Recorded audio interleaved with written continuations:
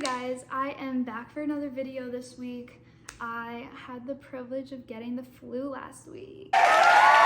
So, as I was basically half dead in bed for like 7 days straight, I was scrolling through social media more than usual, and I don't know if this is just my algorithm, but I was getting so many posts of all these girls that are like self-worth, self-love, self-care, how to find yourself, going on a journey by myself to discover who I am, and how to be an independent woman who doesn't need no man, and you know, all of these concepts that are very much me and I based. And so today I wanted to talk about how and why that could not be the best way to go about finding your identity. Identity, self-worth, confidence, my girls and guys out there, you know the struggle. It is like a roller coaster. One day you're looking in the mirror and you're like, dang, she is fun, I would date that. And you're just hyping the heck out of yourself. And then literally the next day, you are in a puddle of self-loathing, pinpointing everything that you don't like about yourself. And it's really simple. I'm going to tell you why that is. It's because your identity is being sourced in all of the wrong things. This is why rejection is making you question you and your worth rather than thinking about the circumstance. Like, maybe he's just too scared to commit to you. Maybe it actually has nothing to do with you. That's also why a random girl on Instagram is posting the same exact type of reel as you, and she got 5 million views and you got 10 views. And you're wondering, is she prettier than me? Am I not as good as her? What am I doing wrong? This type of identity and confidence is way too unstable. But don't worry, there is a solution and we're gonna talk about it today. I'm gonna get really real with you guys today. It is not about finding out who you are and going on this self-discovery to find yourself. It's about whose you are. The question you have to ask yourself is, who do I belong to? Author and theologian C.S. Lewis, you probably heard about him, big guy, says this: look for yourself and you will find in the long run only hatred, loneliness, despair, rage, ruin, and decay.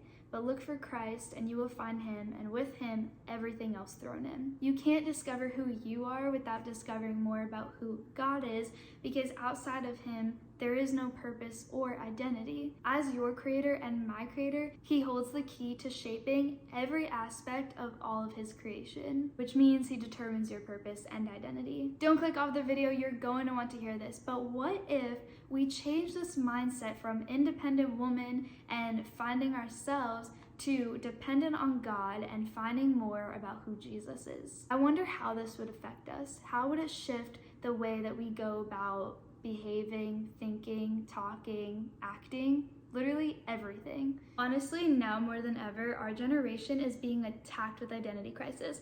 I'm not even gonna go into the politics of everything of you can choose your gender and blah, blah, blah, but the enemy loves to attack our confidence and make us these shy, little timid, insecure beings who think that they can't do anything and they're so unqualified, they're not good enough. Because think about it, if he can affect those things, then he can affect the way that you behave. If you can be so secure in your identity, it would totally change the way you walk, you would talk differently, you would behave differently. I know it could be so much easier said than done to have this perfect confidence and be so secure in who you are. How do you go about getting to that level of a stable confidence that's not really swayed by your circumstances?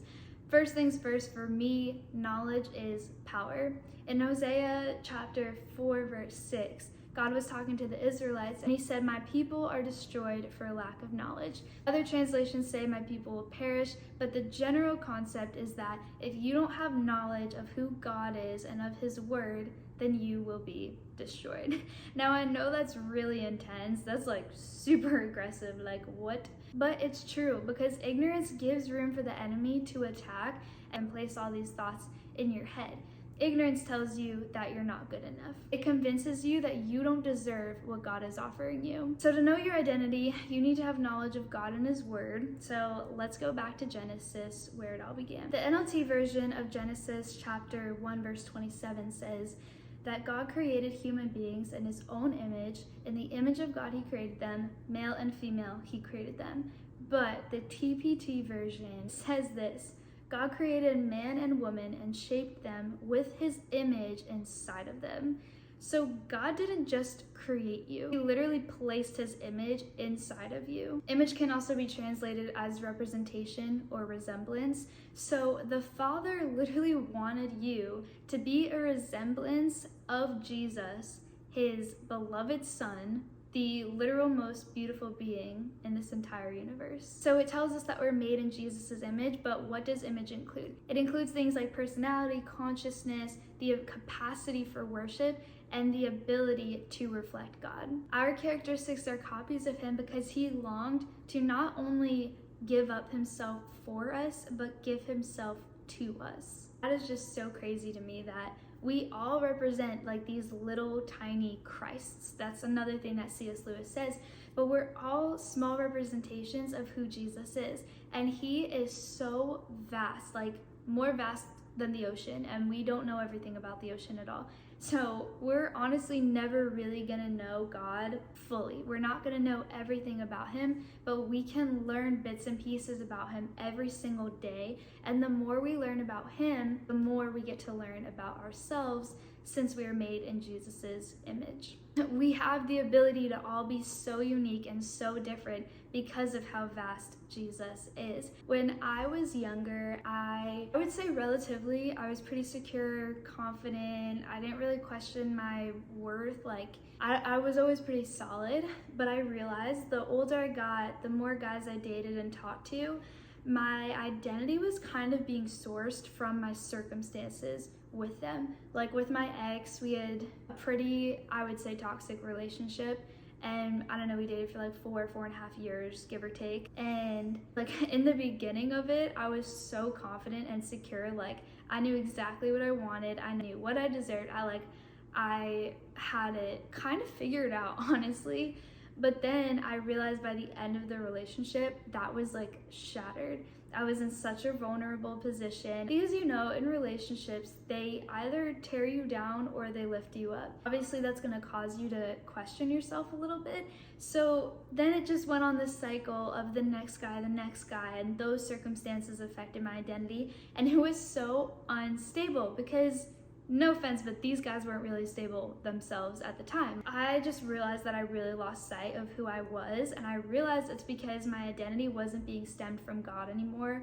It was being sourced from guys and relationships. I just think that there's so many things we can place our identity in, and every single one of them, I promise you, will be so unstable at some point if it's not solely being sourced from God and what he says about you. It was a journey with all of those guys that I had to go on to get to where I am now, which I would say is a really stable view of myself. And I feel like my circumstances don't really alter the way I view myself anymore, because instead of looking at myself, I'm looking more at Jesus in me.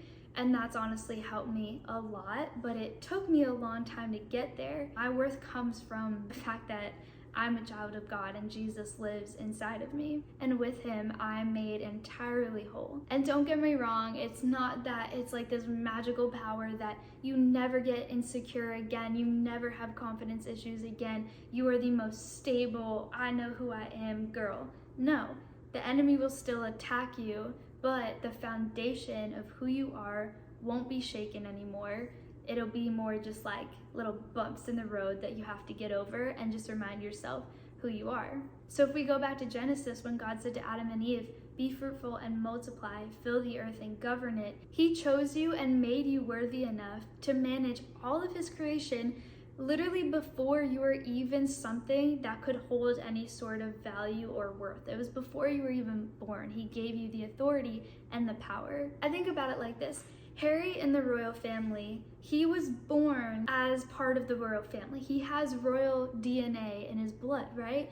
But he had a choice. He had a choice to stay in it, or like we see that he chose with his wife, he chose to separate himself from it and go to a different path.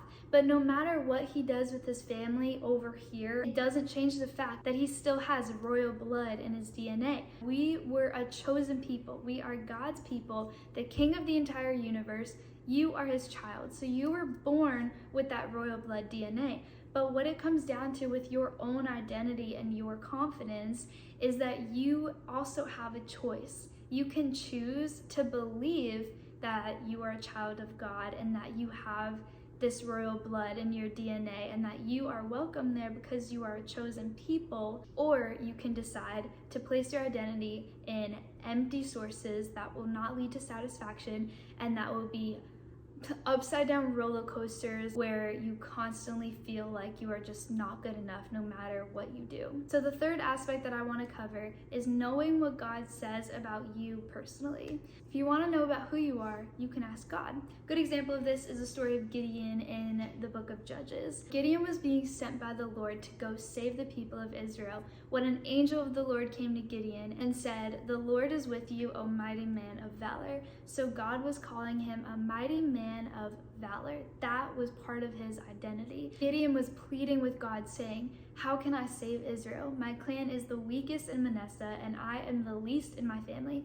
And all God said was, "But I will be with you, and you shall strike the Midianites as one man." So if you don't feel like you're worthy or good enough, or you just view yourself so lowly, go back to Genesis chapter 1, verse 27. Remember that the Father, the King of all of this, the entire universe, wanted you to be a resemblance of his beloved son, Jesus. Remember that you have royal blood in your DNA and that he is with you because he lives inside of you. Just like he told Gideon, "I am with you." So in moments where you feel insecure and just not good enough, not qualified, remember that it's Jesus that qualifies you. You're not qualified on your own. What personally helps me is to shift the focus from myself to Jesus inside of me. Okay, my fourth and final point is don't put yourself down. Don't do it. The Bible says that there is death and life in the power of the tongue. So even if you're feeling insecure, even if you're hating on the way that you look, the way that you talk, the way you act, whatever the case is, don't say it out loud. Try your absolute hardest to shift your thinking and be like, okay, you know what? I might not like this, but I'm a child of God. I am worthy, I am loved, I am pleasing to God. I want you to take a moment and imagine what happens when you come into alignment with the power and the authority that God placed inside of you. And imagine what happens when you come into alignment with your true identity, your real self. When you accept who you belong to and you try to find God more than you're trying to find yourself, everything else gets thrown in and you start to walk different, talk different, and act completely different. Now, I'll make more videos on how to actually live out this identity. I know there's a lot more to be said and it's easier said than done to really walk out a confidence in who God says you are, to actually walk out the authority that he gave you. But today, I just wanted to start with step one of this whole process, is just having knowledge. I think that's the most important step, because if you can have knowledge, eventually that will turn into reality. But you have to know who you are in God first. You have to know what he says about you. You have to know that he's your creator. You have to learn more about him to find out more about yourself. So it is this process sometimes, it is this journey. I will make more videos if that's something that you guys want, but I thought that this would be a good little start. And I just wanted to open the conversation to maybe shifting self-worth, self-discovery, self-love into forget about self for now, and let's just focus on finding out more about God and what he says about us, because then everything else will come along. I hope this video helps you in some way. Like if it helped you, subscribe to this channel if you feel like watching more videos like this. I hope you have an amazing weekend.